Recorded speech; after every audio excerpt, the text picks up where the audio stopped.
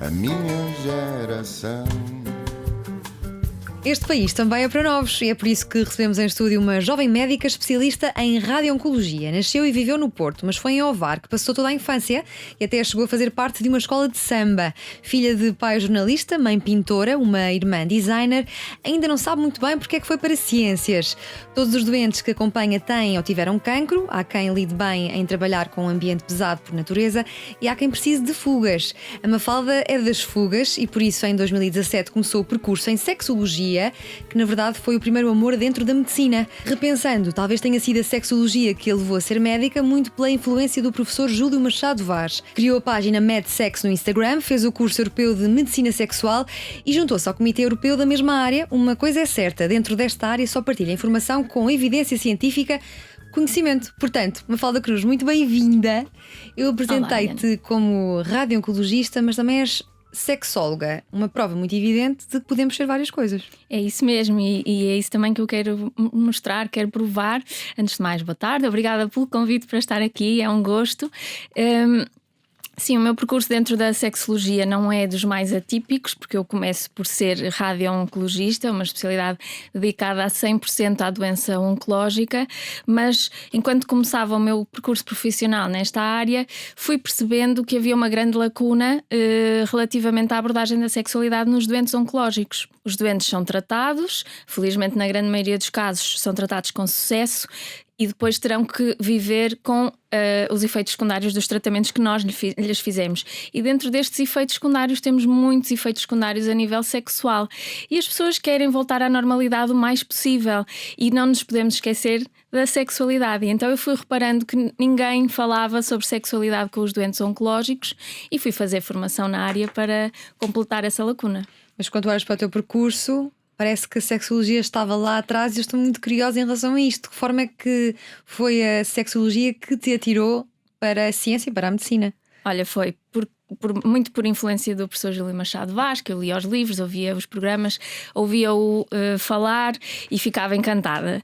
E sempre tive muito interesse nesta área e sempre também me despertou muita curiosidade o facto de ninguém falar sobre isto, não é? Uma coisa que todos ou quase todos fazemos. Sim. Sexo e sexualidade todos temos, e como é que não se fala mais abertamente sobre isto? E portanto sempre tive muito interesse nesta área e quando escolhi medicina foi porque eu queria ser sexóloga. Na faculdade as pessoas até me conheciam, algumas pessoas conheciam-me como a sexóloga porque eu assumidamente entrei e disse que estou aqui porque quero ser sexóloga. Depois, por alguma imaturidade e alguma falta de coragem também de assumir que era isso que eu queria fazer, porque eu também tinha que desbravar alguns tabus dentro da comunidade médica, dentro da minha família e dentro dos meus amigos. Continuar a assumir isso para mim a certa altura tornou-se um bocadinho pesado, então desisti e fui para a área da oncologia, mas lá está, cheguei à oncologia e apesar de gostar percebi logo, não, Mafalda, tu tens que continuar pela sexologia, que é isso que gostas. Sim, esta graça é se todos fazem. Lembro-me uma música de Elsa Soares com o Chico Buarque, é o Façamos, Vamos Amar. E pergunto-te como é que vai a discussão sobre sexo e sexualidade em Portugal? Está mais efervescente? Eu acho que sim. E muito por influência das redes sociais. Hoje em dia já temos também muita gente a falar sobre isto. E as redes sociais, a nova geração já tem muito mais à vontade em assumir, por exemplo, a diversidade, coisa que há uns anos não se ouvia falar. Estes termos que nós agora falamos do não binarismo, de multissexualidade em termos de orientação sexual, uma pessoa considerar-se multissexual, ou seja, não é só um género pelo qual eu estou atraído, podem ser vários. O truque é sermos fluidos, muita gente assume-se como fluido sexualmente. Sim. E acho que esta nova geração está mais alerta para isso. Às vezes existe alguma dificuldade em explicar todos estes termos. O que se nota em termos de clínica, em termos de consulta, e as pessoas que me procuram são pessoas muito jovens, também muito porque vêm pela minha página, mas as pessoas que me procuram e que estão ali entre os 20 e 30 anos têm ainda muita dificuldade em falar sobre sexualidade e um pensamento ainda muito rígido em relação à sexualidade. Sentes que a comunidade médica está inquieta com esta maior empatia em relação ao não binarismo, à transgeneridade? mais aberta e mais dos tempos que correm. Gostava de dizer que sim, e nota-se que tanto se nota curiosidade em perceber, como se nota logo à partida preconceito e nem sequer à vontade em perceber.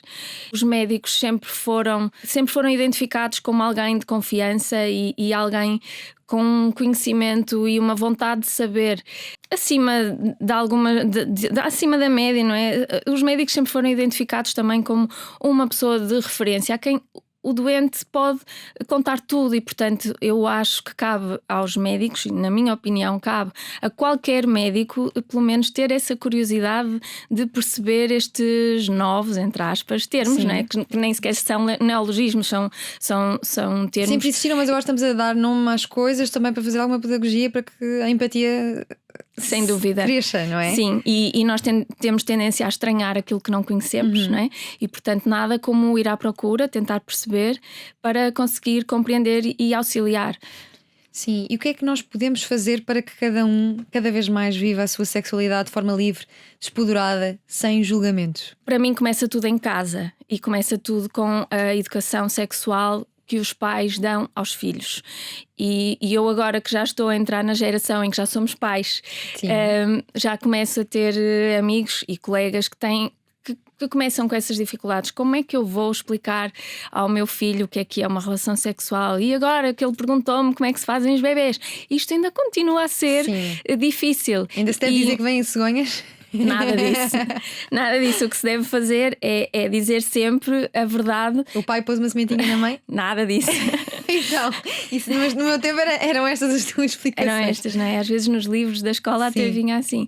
Não, é dizer sempre a verdade, dizer sempre como é que as coisas realmente acontecem, mas adaptar a linguagem à idade do filho. É só adaptar a linguagem, ou seja, não precisamos de criar uma fábula da cegonha, mas explicar, dependendo da idade da criança, explicar, olha, os pais namoram, o pénis do pai entra na vagina da mãe e existe a fecundação. Agora podes não perceber isto, daqui a uns tempos voltamos a falar sobre isto, mais tarde vais compreender melhor.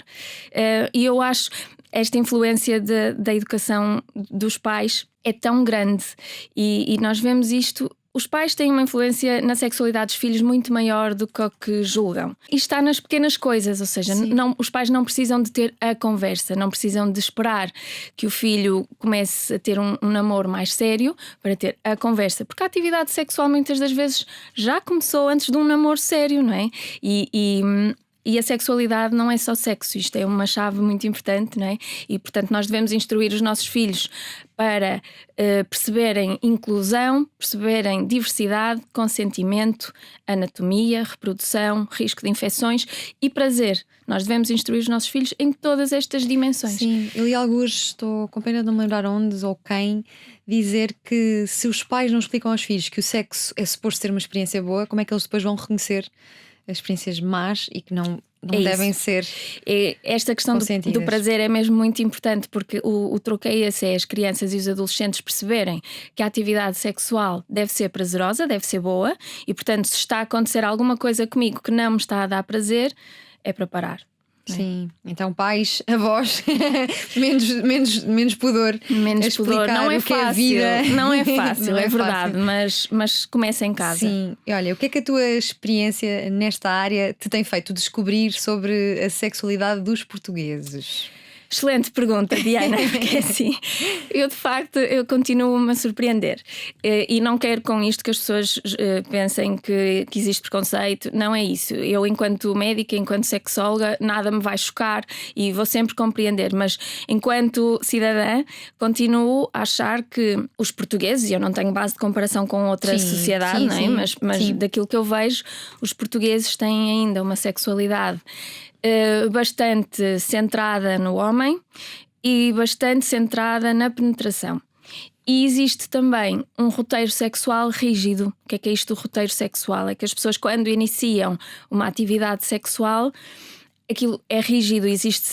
Há a ideia de que começamos com os preliminares, que já vamos desconstruir esta história dos preliminares. Começamos com os preliminares, temos a penetração, o homem tem o orgasmo e acaba. E pode haver muita variedade nisto. As pessoas podem variar posições, mas o roteiro acaba por ser este. Mas as pessoas ficam surpreendidas em terapia sexual quando eu digo, então, mas já experimentou ir alternando preliminares, ou seja, por exemplo, sexo oral, masturbação mútua, penetração, depois voltamos outra vez à masturbação mútua. Ai, podemos fazer isso? Percebes? Porque isso vem de uma educação tendencialmente mais conservadora? Eu acho que as pessoas não têm a educação sexual, não é? Porque não se fala disso em casa, não se fala disso nas escolas, e as pessoas acabam por aprender sobre sexualidade nos sítios errados. E quais são os sítios errados? Pornografia. E a pornografia não é que exista. A pornografia por si só não tem nada de errado. O problema é a forma como ela é feita, que lá está, mostra um tipo de sexualidade que não é real, em que as pessoas atingem sempre o orgasmo e é sempre um orgasmo incrível, maravilhoso, e em que os homens têm sempre um pênis gigante e as mulheres umas mamas enormes, e aquilo funciona sempre. E as pessoas consomem essa pornografia porque é que está disponível de forma gratuita. Existe agora um outro tipo de pornografia, que é a pornografia ética, em que se mostra o sexo de uma forma mais realista. Os corpos são normais, os atores são normais, são pagos devidamente e, portanto, claro que isso já não é gratuito, é pago, mas é uma forma das pessoas terem acesso e perceberem sobre sexualidade de uma forma mais E correta. também há a pornografia mais feminista agora também, não é? Essa, em que a mulher não é objetificada. Exatamente. Como muito acontece. Eu perguntava-te isto da sexualidade dos portugueses porque anunciei alguns no Instagram que ia ter uma conversa com uma sexóloga, sem adiantar muito mais para criar suspense, e recebi uma mensagem até de uma ex-convidada deste programa a dizer que está no Brasil e que se apercebeu que nós em Portugal somos muito mais púdicos e retraídos. Porquê? Perguntava-me a mim, que era para te perguntar a ti. Ok, então nós somos, eu acho porque que sim. Isto é uma ideia que até se ouve bastantes vezes, não é? Que no Brasil há menos pudor e as pessoas são mais livres sexualmente. Eu já ouvi esta ideia várias vezes. Sim, pode ser também uma ideia feita que nós temos sobre os brasileiros, de que são livres e que vale tudo, mas nós não nos podemos esquecer que temos uma grande influência da religião na nossa sociedade. A religião tem tido as suas evoluções, naturalmente, mas não deixa de olhar para o sexo como algo que deve ser feito, sobretudo, para reproduzir. Ou seja, a questão do prazer, do ponto de vista da religião, a questão do prazer é extremamente secundarizada, e nós temos uma grande parte da nossa população que segue a doutrina católica, e isso tem muita influência. Também temos ainda a influência de termos tido um Estado ditatorial até há pouco tempo, relativamente pouco tempo, com o seu conservadorismo em termos de costumes, portanto tudo isso vai ter impacto ainda nos dias de hoje. Sim. Tu falavas de terapia sexual, o que é que quem nos está a ouvir e desse lado, pessoas mais velhas talvez, que ainda não saibam em que é que consiste esta terapia sexual, o que é que se pode trabalhar nestas sessões? Nestas sessões nós trabalhamos, sobretudo trabalhamos disfunções sexuais, não é? Quem tem uma disfunção sexual, o tratamento pode ser com medicação, mas também pode ser com terapia, e quando nós falamos nisto da terapia é quase como ir ao psicólogo ou ao psiquiatra, porque é preciso conversar muito. Falar sobre sexualidade não é fácil, é ir lá ao mais íntimo das nossas questões, e não é fácil falar com uma pessoa estranha, portanto é preciso tempo. E na terapia nós fazemos, por exemplo, educação sexual, desmistificamos muita coisa, oferecemos soluções que nem sempre a pessoa está à espera, ou seja, a medicação, ok, as pessoas sabem que a medicação funciona, mas se aliarmos a medicação à terapia sexual, que é, por exemplo, algum tipo de exercício, alterar algumas estratégias para se adaptar à sua nova condição, portanto tudo isto é terapia, e juntamente com a medicação tem ótimos resultados. Agora, para a terapia exige que as pessoas percebam que têm que fazer elas próprias algum trabalho, e na terapia isto pode ser, por exemplo, coisas simples como mudar estilos de vida, fazer exercício físico, tentar perder peso, tentar controlar a diabetes que tem e essas coisas. Pronto. E se calhar as pessoas não estão à espera quando vão a uma consulta de sexologia, mas a sexualidade é tão multidimensional que nós temos que atuar nisto tudo. Não é só sexual healing, como cantava Marvin Gaye. Desculpem, caros ouvintes, eu estou muito virada para a música. Tu falavas também de desconstruir preliminares e que já lá íamos. O que é que temos de desconstruir nesta matéria? É que esta questão dos preliminares é muito. Acaba por ser muito machista também, porque aquilo que habitualmente as pessoas falam de preliminares, desconstruindo, é no fundo masturbação mútua, a estimulação do clitóris na mulher, o sexo oral. Isso, para a maioria das mulheres, é a sua maior fonte de prazer, portanto não pode ser visto como preliminares, quase como se fossem o antes do real deal, não é? O real deal é penetração, pênis, vagina, e o que nós fazemos antes é só uma preparação. Não. Tudo isto, para a maioria das mulheres, é a atividade sexual que lhes dá mais prazer, portanto tem que ser visto como o principal. Os preliminares, o que é na verdade? É tudo o que acontece antes das pessoas iniciarem a atividade sexual. É a relação estar bem, já que estamos a falar de papéis homem-mulher, é o homem ter colaborado em tudo aquilo que era suposto ele ter colaborado, é não haver intrigas entre o casal, é no fundo as pessoas cuidarem um do outro se estivermos a falar de uma relação entre duas pessoas e numa relação heterossexual. Claro, temos sempre que ter aqui em conta que geralmente falamos em relações heterossexuais. Portanto, os preliminares é a atenção toda que se dá ao outro antes de se iniciar a atividade sexual. E vivemos finalmente uma época em que já se sabe que a mulher atinge mais facilmente o prazer, não através da penetração. Exatamente, 80% das mulheres atingem mais facilmente o orgasmo com a estimulação do clitóris. Eu já ouvi falar de 90%, portanto, de qualquer forma é um número bastante alto. É isso. E, Diana, o clitóris foi descrito só há 10, 15 anos. Sim. Ou seja, tivemos todos estes anos sem perceber como é que isto funcionava, que é grave. E também neste campo as mulheres vivem finalmente uma era mais feliz, porque também nos brinquedos houve uma revolução. Sim. Que quase, desculpem, dispensa companhia, não é? Que antes há bem pouco tempo não era assim. Pode ser um aliado, não é? Não vamos falar isto em... Isto assusta. Pode assustar. Já lá vamos. Pode assustar, mas devia funcionar como gatilho para os homens perceberem. Sim. Então vá, o que é que eu tenho que fazer que o brinquedo faz, não é? Sim. Para conseguir pelo menos ser equivalente. Sim, e brincarem em conjunto. Sim, não também. levarem a mal, mas sim tentarem perceber. Sim, ter uma parceira mais feliz também deve ser do seu interesse próprio, sim. Não é? Vamos fazer aqui uma pequena fuga desta área menos pesada para a tua outra especialidade. És especialista em radio-oncologia desde 2019. O que é que se aprende aqui trabalhando de perto com a morte ou com o medo da morte? Aprendes mesmo isso, que a vida tem a sua finitude e que ela pode chegar amanhã. E quem trabalha em oncologia tem vindo a perceber que o diagnóstico está a aparecer cada vez mais em pessoas mais novas. É isso que assusta. É isso que assusta. É sempre mau, mas as pessoas chegam ali a uma determinada idade, e até aqui eram uns 60, 70 anos, em que a prevalência de doença oncológica era de facto mais elevada, e então quase que as pessoas já sabiam que a idade é um fator de risco para a doença oncológica e, portanto, há uma aceitação melhor. Agora, quando são pessoas jovens, 30, 40, é difícil de digerir. E eu trato cancro da mama e tenho tido muitas mulheres muito novas, com filhos muito pequenos e com doenças graves. E portanto, se há alguma coisa a aprender é que temos que ter muito cuidado com a nossa saúde e que de facto isto tem um fim e que pode vir rápido. Sim, e isso é assustador, porque quando se fala de cancro pensamos que é um mal menor, tendo em conta que temos mais tempo de vida, mas quando pensamos nessa ideia de afetar pessoas mais jovens é que nos começamos a assustar. A solução poderia passar por alterar estilos de vida, a alimentação mais saudável desde cedo, hábitos menos tóxicos? Pois, podemos pensar que sim, mas há tantos fatores de risco para o cancro que se calhar mudar estilos de vida só não chega. Depois nós vemos muitas alterações genéticas, portanto mudar estilos de vida não vai mudar grande coisa, mas sem dúvida que ajuda, porque a obesidade, o tabagismo, o consumo de carnes vermelhas são fatores de risco. A poluição que anda por aí na rua, não é? Que nós não conseguimos fugir. Sim, o stress que também temos, não conseguimos fugir. Não conseguimos fugir, mas a ansiedade e o stress também são fatores de risco para este tipo de doenças.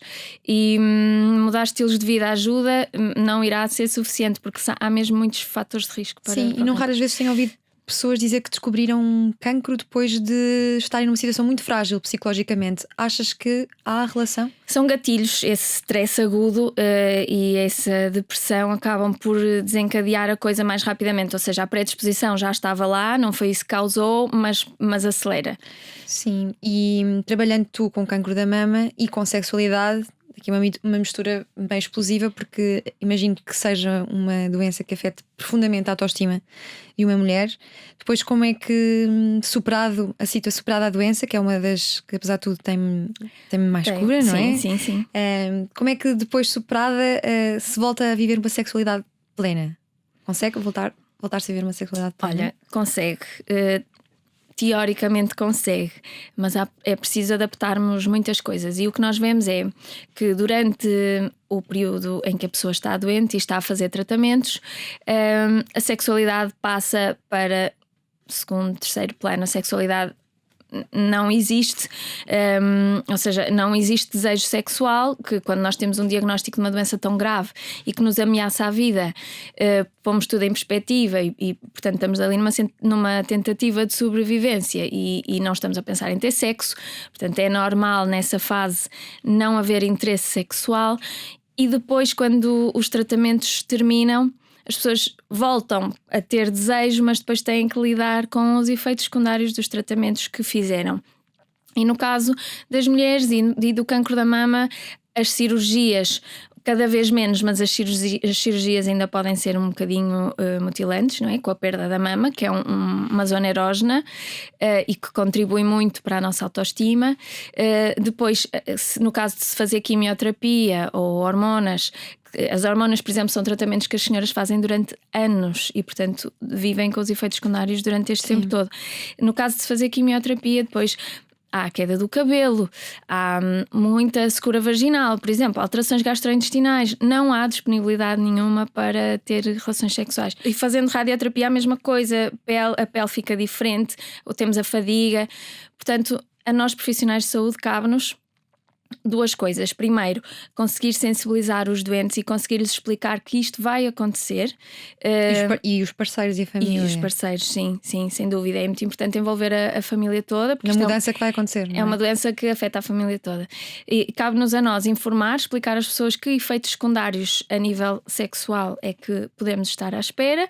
E depois, numa segunda fase, explicar que existe ajuda a oferecer e que, portanto, quando a pessoa o entender, quando se sentir pronta para reiniciar a atividade sexual, nós podemos ajudar. Então percebemos que o cancro não é o fim da sexualidade, mas se tivéssemos aqui uma balança, tu dirias que as pessoas conseguem efetivamente retomar sem grandes atritos e entraves ou ficam mais 50%, olha, diria que é 50-50, porque as disfunções sexuais afetam mais ou menos metade a 2/3 dos doentes com cancro. Dentro destes, alguns não irão precisar de ajuda nenhuma, mas outros vão precisar de ajuda. E não há que ter vergonha em pedir ajuda. Não, nem os parceiros. Sentes que ainda há? Pode ser um tema tabu ou tu tentas chegar-te à frente logo com o tema não esperando.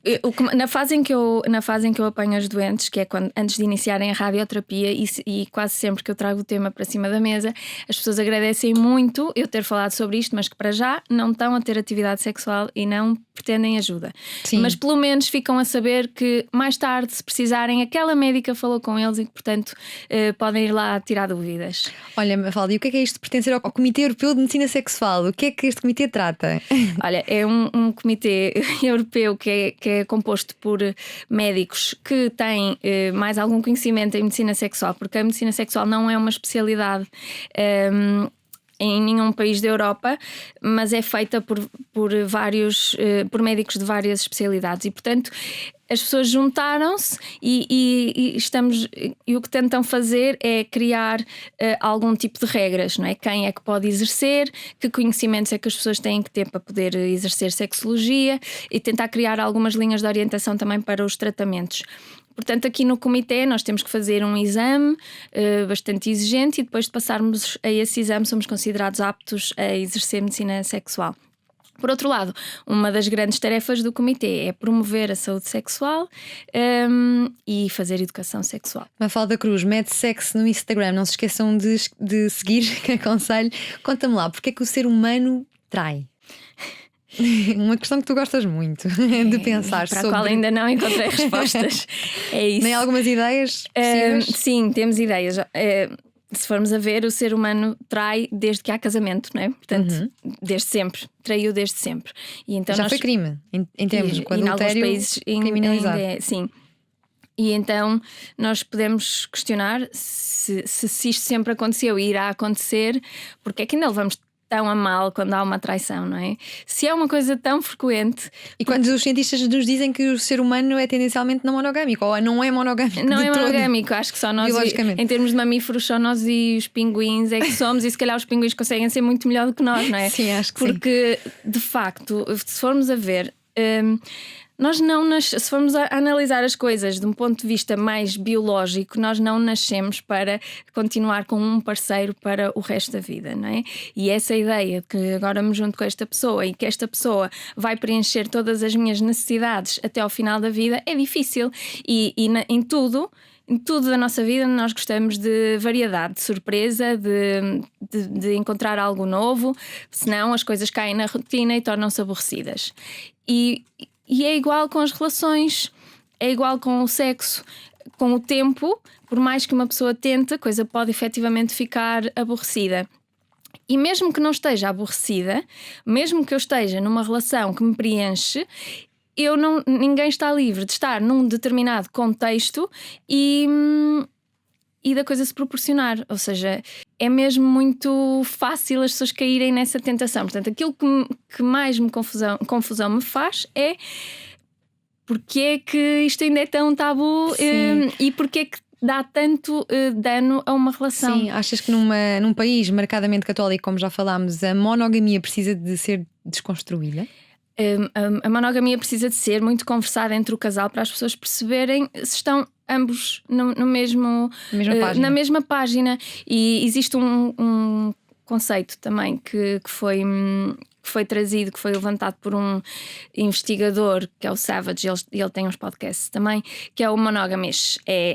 Sou tendencialmente monogâmico. E se calhar somos todos assim, não é?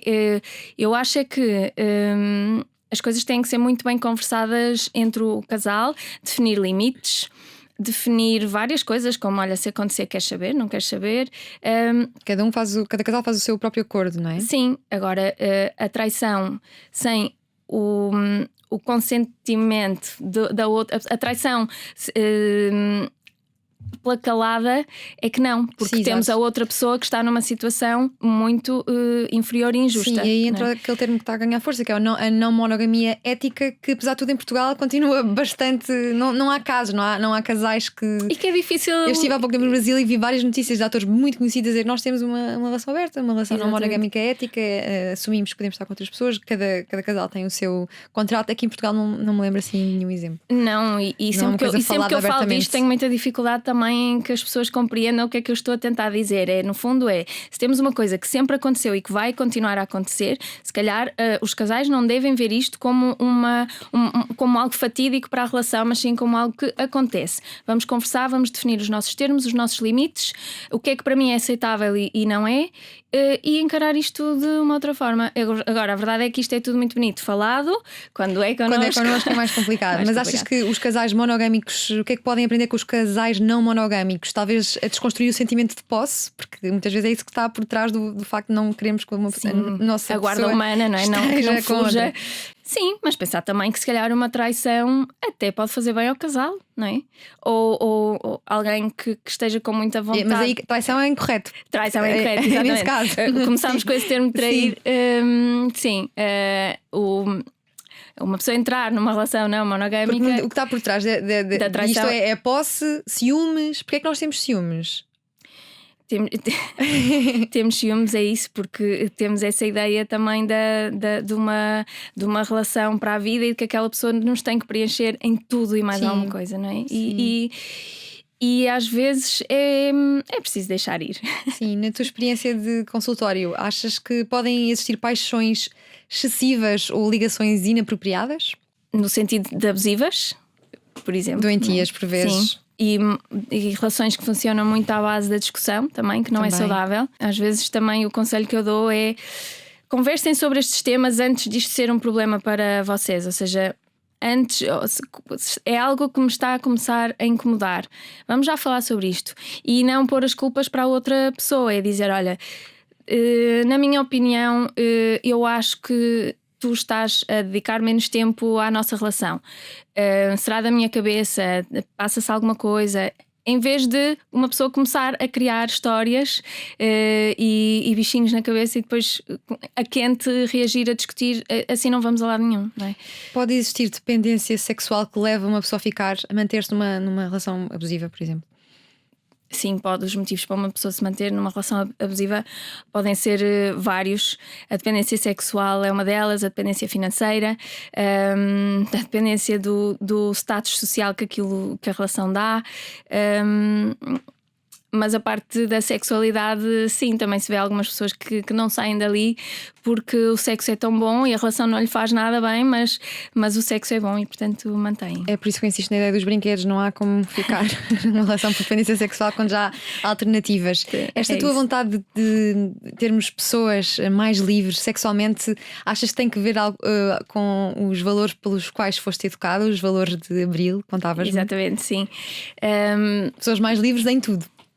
Mais livres em tudo. Eu sempre fui educada com os valores de Abril muito presentes e isto quer dizer que os meus pais também sempre me educaram a pensar livremente, a ser independente e a fazer as coisas por mim. E portanto, em relação à sexualidade, aquilo que ainda me incomoda e que eu acho que não vai alterar, então, não vamos alterar nos próximos tempos, é que temos muita gente que ainda não é livre sexualmente. E o mais fácil será nós pensarmos que as mulheres não são livres sexualmente. Ou seja, as mulheres hoje em dia ainda não podem, ou ainda são um pouco julgadas por falar de sexualidade de certa forma, por viver a sua sexualidade de certa mas isso não acontece só às mulheres, isso acontece às pessoas com distúrbio de identidade de género, aos transgênero. Acontece, por exemplo, ninguém se lembra das pessoas que são assexuais, pessoas que decidem ter uma vida sem atividade sexual, e essas pessoas não têm liberdade para assumir isso, porque do outro lado não vai haver compreensão, porque vão ser gozadas, julgadas e o meu sonho era que, independentemente de qual fosse a nossa identidade sexual, a nossa identidade de género, a nossa orientação sexual e o nosso comportamento sexual, que toda a gente fosse livre de o assumir e de o viver como quiser, porque há tanta variabilidade nisto que não cabemos todos em caixas, portanto cada um deve ser livre de vivenciar uma coisa que é tão básica, não é? Sei que te emocionas sempre que vais votar e que te recenseaste de propósito para conseguires votar no referendo para a interrupção voluntária da gravidez. Como é que olhas para o retrocesso que está a acontecer? Pois é. Do outro lado do oceano, por exemplo. É lamentável, é isso. Para mim são questões tão importantes e que definem uma sociedade. E eu recenseei-me de propósito para ir a tempo para votar na lei da despenalização do aborto, porque mesmo aos 18 anos eu já percebi a importância que para mim tinha eu poder fazer as minhas escolhas. E neste aspecto é uma injustiça que caia tudo sobre as mulheres, não é? Porque são as mulheres que engravidam. Portanto, não consigo aceitar que alguns países tenham chegado a um patamar e que agora estejam a retroceder numa coisa que é uma questão de saúde pública, numa coisa que nunca irá deixar de existir e, portanto, temos que abraçar isso e dar todas as condições possíveis às mulheres para que o façam de forma segura, com privacidade e com apoio a todos os níveis, com apoio psicológico, que é muito importante. Eu tenho algumas pessoas nas minhas consultas que fizeram uma interrupção voluntária da gravidez. No caso não foi cá em Portugal, mas não receberam nenhum tipo de apoio psicológico e desde então nunca mais conseguiram ter uma relação sexual. Porque aquilo para elas, nenhuma mulher o faz de forma leve, não é? E para algumas pessoas tem um impacto mesmo muito grande na sua vida. E as mulheres não podem continuar a ser mártires desta questão, portanto. Achas que esta questão podia começar a ser abordada logo na escola? Sei que também pensas muito sobre a resistência à educação sexual que as escolas têm, no fundo. Sim.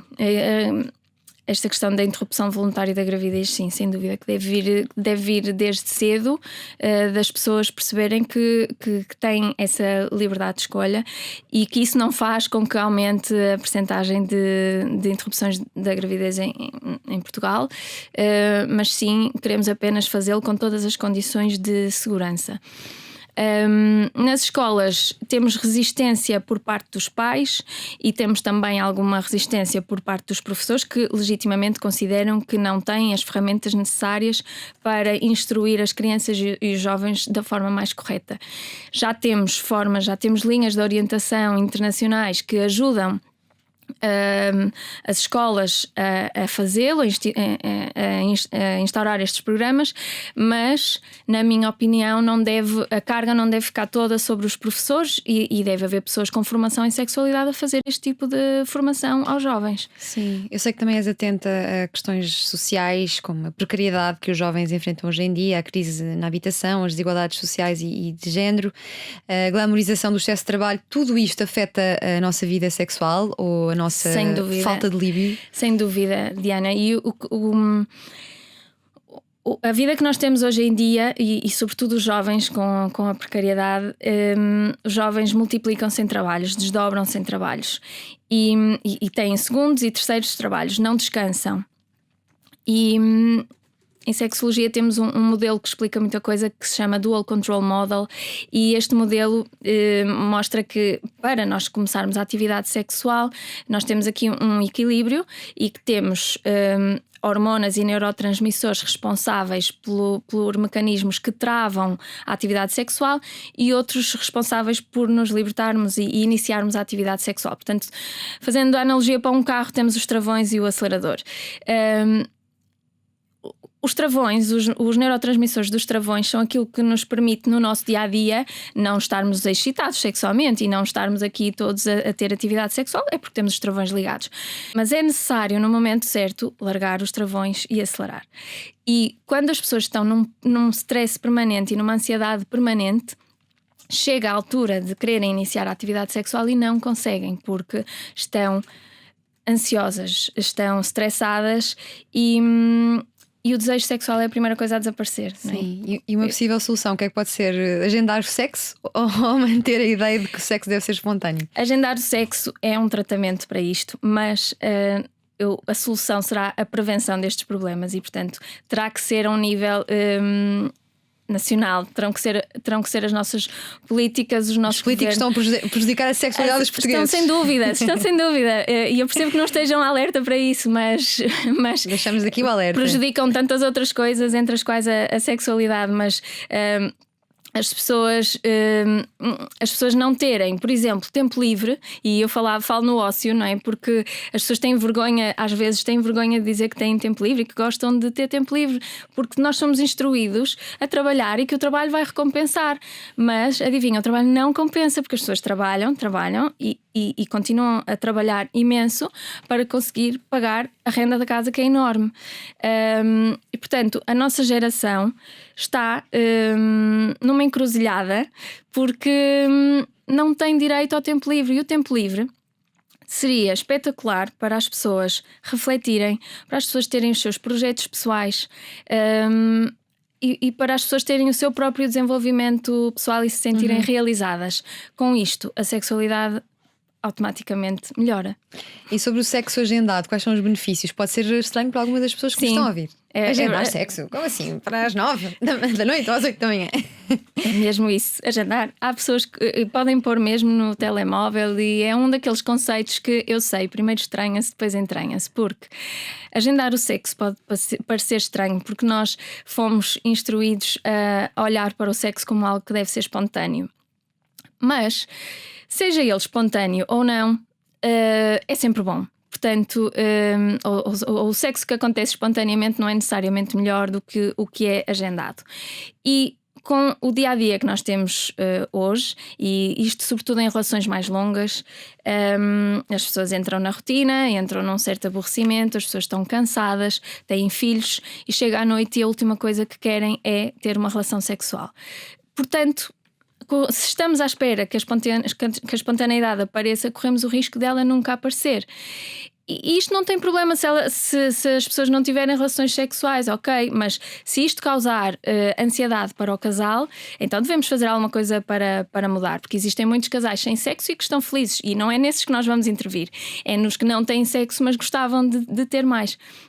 Depois, também está provado que casais que têm relações sexuais com relativa frequência, quando estamos a falar em relativa frequência, não é quantidade, é qualidade, mas podemos dizer, por exemplo, uma vez por semana, têm melhores índices de satisfação entre a relação. Ou seja, no fundo, isto para dizer que um casal saudável, feliz sexualmente, também vai ser mais feliz um com o outro. Portanto, vamos lá fazer esforços para agendar o sexo. E quando se agenda o sexo à partida, parece que vamos para o martírio, mas não, porque depois de começar a ideia é que seja bom, não é? Portanto, é o casal combinar. Olha, naquele dia, naquela noite, não interessa, quando der nas vossas agendas, não temos telemóveis, não vamos ver séries, deitamos os miúdos, no caso de haver miúdos, e vamos estar um com o outro. Sim. Não é obrigatório terem sexo, mas estarem um com o outro e aumentarem a sua intimidade. Isso também ajuda ao desejo sexual, porque quanto mais sexo se faz, mais se quer fazer, geralmente. Exato, ouviram? Agora agarrar na agenda e toca a agendar. Mafalda, como é que combatemos a pandemia de diminuição sexual nas mulheres? Diminuição do desejo sexual das mulheres. É a disfunção sexual mais comum nas mulheres, é a falta de desejo. Falava-se que o desejo sexual das mulheres é tendencialmente um desejo responsivo, ou seja, um desejo sexual que aparece depois de haver uma estimulação sexual, e que nos homens o desejo sexual é mais espontâneo, ou seja, surge do nada. Hoje em dia essa questão do desejo espontâneo também já está a ser um bocadinho posta em causa, porque já se sabe que o desejo aparece sempre por algum motivo. Se calhar nos homens aparece mais facilmente e o gatilho entra mais facilmente. Nas mulheres, não, porque ainda temos uma sociedade com muita carga para cima das mulheres. As mulheres, felizmente, hoje em dia trabalham, mas as mulheres também continuaram a ter a maioria das tarefas domésticas e, portanto, com tanta carga laboral, carga mental, carga psicológica, é muito difícil continuar a ter desejo sexual. Os fatores que diminuem o desejo sexual nas mulheres são tantos, como, por exemplo, o stress, hormonas, doenças, o estado da relação. As mulheres são muito influenciadas pelo estado da relação. Se estão cansadas, se não estão. São tantos que até costumamos dizer que às vezes temos desejo sexual, mas basta vermos as meias do marido no chão que já foi, não é? Isto é tudo muito volátil. E então, como é que uma mulher pode lidar com a pressão que o parceiro lhe faz por essa ausência de desejo sexual? Porque imagino que deve ser um cenário bastante regular. E é ingrato, porque aqui estamos a falar de casos em que existe o que nós chamamos de discrepância de desejo sexual. É quando um dos elementos tem mais desejo e o outro menos desejo. Geralmente é o homem, numa relação heterossexual, o homem tem mais desejo e a mulher menos. E nós temos tendência a pôr o problema para cima da pessoa que tem menos desejo. E não tem que ser assim. O problema não está na pessoa que tem menos desejo. O casal tem que perceber porque é que essa pessoa está com menos desejo. E se ele tem mais, então vamos ter que chegar aqui a um ponto de equilíbrio. Por isso é que agendar o sexo aqui também pode ajudar, porque as pessoas chegam aqui a este ponto de equilíbrio. A mulher, se for ela a pessoa, o elemento do casal com menos desejo, tem que conseguir explicar ao homem o que é que ele poderia fazer, porque os homens também não adivinham, o que é que poderia fazer para que as coisas melhorassem um bocadinho, não é? Sim. E a outra pessoa tem que estar apta a ouvir. Sim, e voltando aqui àquele capítulo lá atrás da traição, poderá ser uma desculpa para trair? Mas não serve Gozada? Não serve de desculpa. O casal tem que conversar sobre estes problemas e portanto, quanto a isto do desejo, nada como conversar, como ajudarem-se um ao outro. E depois de terem feito tudo isto, se continuar a haver falta de desejo, aí sim, procurar uma consulta, procurar ajuda para vermos o que é que podemos alterar aqui. Num cenário de infertilidade, a sexualidade também pode ser afetada? Sim, claro que sim. A jornada da infertilidade tem muito impacto na sexualidade do casal. Porque isto foi uma das coisas que eu tive necessidade de pesquisar por curiosidade pessoal, ou seja, enquanto as pessoas estão nesta jornada de tratamentos de infertilidade, o corpo fica tão medicalizado, não é? O nosso corpo serve para injetar hormonas, injetar medicamentos, e agora vamos lá porque está na altura do mês e vamos tentar. Aí sim é o agendamento puro do sexo, não é? Que se perde, ou seja, a atividade sexual aí sim serve única quase exclusivamente para procriar, portanto, e depois os casais estão numa situação de muita ansiedade com tudo isto, e o desejo sexual é previsível que diminua. Mas depois também a minha curiosidade era de perceber o que é que acontece aos casais que sabem que são inférteis, portanto, já passaram esse problema, se calhar até já tiveram filhos porque fizeram tratamentos, sabem que são inférteis. Será que nessas pessoas, nesses casais, o desejo diminui ou não? O que eu vi é que não, que independentemente disso, que as pessoas continuam a ser felizes sexualmente, o que prova mais uma vez que o sexo não serve só para a reprodução, mas o maior impacto está mesmo durante os tratamentos de fertilidade, em que de facto toda a ansiedade, o corpo que serve para tudo e mais alguma coisa, e todas as frustrações que este período traz são muito difíceis às vezes de lidar. Do prazer, vamos aos prazeres moderados. Tu és uma epicurista, não é? Em que é que o epicurismo te é útil no dia-a-dia? É útil nessa assunção de que procuramos todos o prazer nas pequenas coisas da vida, não é? Temos falado até aqui de prazer sexual, mas eu acho que o nosso propósito deve ser procurar as coisas que nos dão prazer, e eu sou muito contra esta glamorização do trabalho, como falaste, porque vê-se hoje em dia um estímulo frequente para que as pessoas trabalhem mais e mais e mais, para que consigam ganhar um pouco mais e gastar mais e trabalhar mais, ou seja, entramos aqui numa bola de neve, e depois não usufruem efetivamente da vida, e portanto eu vejo muito isso nos meus colegas médicos, em que a conversa gira à volta do trabalho X horas, ganho X. Ok, então e depois o que é que fazes com o teu tempo? Que hobbies é que tens? As pessoas não têm hobbies, e não são só os meus colegas, é muita da nossa geração não tem hobbies, e as pessoas são definidas apenas pelo seu trabalho. E quando eu decidi avançar com isto da sexologia foi porque era uma coisa que me estava a causar muita impressão em mim, é que eu achava que já só estava a ser definida pelo meu trabalho, e o trabalho não me realiza, Sim. Não me completa, nem me liberta. Isso são coisas. Isso é uma coisa que me assusta particularmente quando envelhecemos, porque depois de Da forma, não é? né? O que é que nós vamos fazer? Depois sobra o quê? Só sabíamos trabalhar, Sim. não é? Portanto, desculpa, esta Sim. questão do epicurismo é mesmo nós assumirmos que estamos aqui para as coisas boas e não para viver, para trabalhar. Ok, eu também me assumo uma epicurista. Boa. Workaholic no Competi fundo, mais uma. mas com a missão de ser mais epicurista ainda. Olha, dormir ao relento em Veneza porquê? O que é que aconteceu? Ai, Diana, porque eu sou uma cabeça no ar. Eu e a minha prima, nós fizemos em 2011 fizemos um Interrail, e na altura não havia internet nos telemóveis, não é? Eu sou do tempo.